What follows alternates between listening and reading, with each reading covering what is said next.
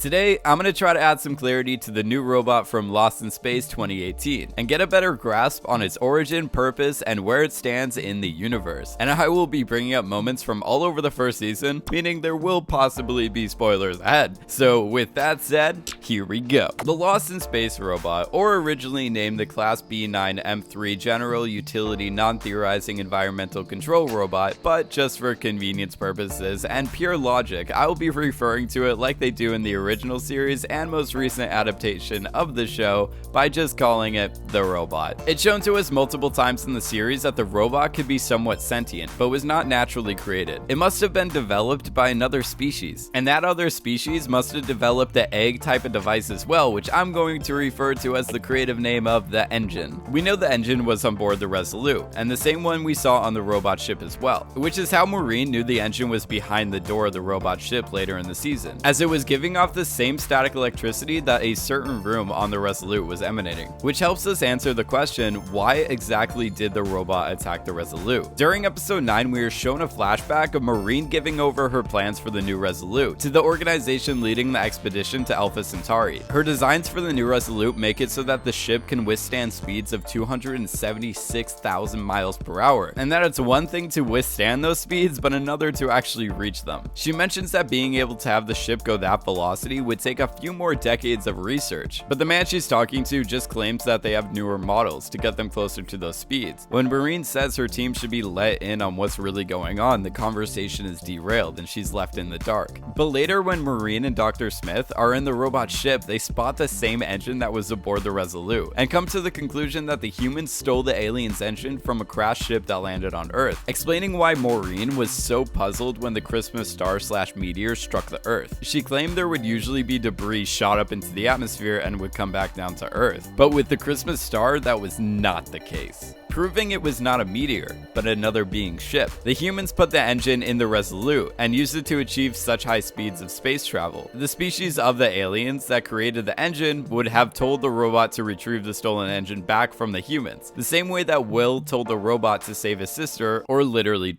jump off a cliff. The most interesting part about the robots for me was the similarities between them and the engine. The first time we see the robot, it's split into two, with its legs on the ground and upper body impaled into a tree. The robot walks its legs below the tree and Will snaps the branch, so the robot can fall back onto its lower half. We see the robot can reconnect itself, and the cables and wires naturally grow and connect back to one another, so the robot can fully recover, almost as if it's some organic machinery. And this is the same method that Dr. Smith uses later in the show, but when she does it, she fails, then realizes the only way that she can get the robot to reconnect its limbs is to use the ship or engine. Maureen says the robot ship was dead, but part of it is still breathing, and the engine was the way Maureen and John could view the map of the universe, and it also gave Will and the robot a special connection through a shared memory of the Resolute being attacked during the moment the two of them touch part of the ship together. So even if the robot is serving another alien race, it's very dependent on the engine to be brought back to life,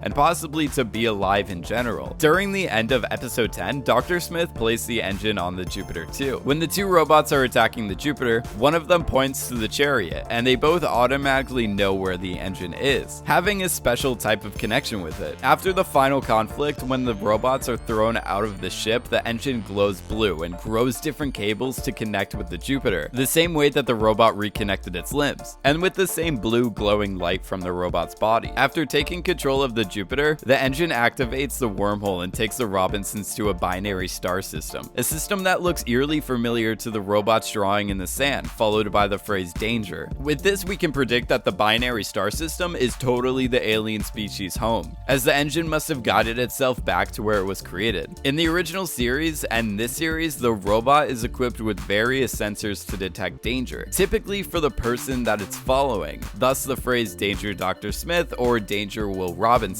The robot showed Will the sketch of the binary star system because he was looking out for Will at the time, as Will was a human and the other alien species is sending robots to attack them, wanting their technology back. Now that they are back in the aliens' home solar system, the robot was right about danger all along. And if they decide to bring the robot back for season 2, which is extremely likely, I know that the robot tossed itself back out into space fighting off another evil robot, but if John Robinson and Don West can survive this, I'm thinking that Will Will is pretty right when he said anything is possible. And I'm predicting that the robot will have more of a personality as it did in the original series. In the original, the robot didn't really talk at first either, other than the phrases "does not compute" and "Danger Will Robinson," but later developed more ways to communicate to the Robinsons and seemed more human. And that was everything I had to say about the robot today. I'm excited to see what they're gonna do with the alien species and the robots during season 2, as we are given such little information about them this season. And if you guys learned something today and love sci-fi analysis, please subscribe to support this channel, and I will see you guys in my next Lost in Space video.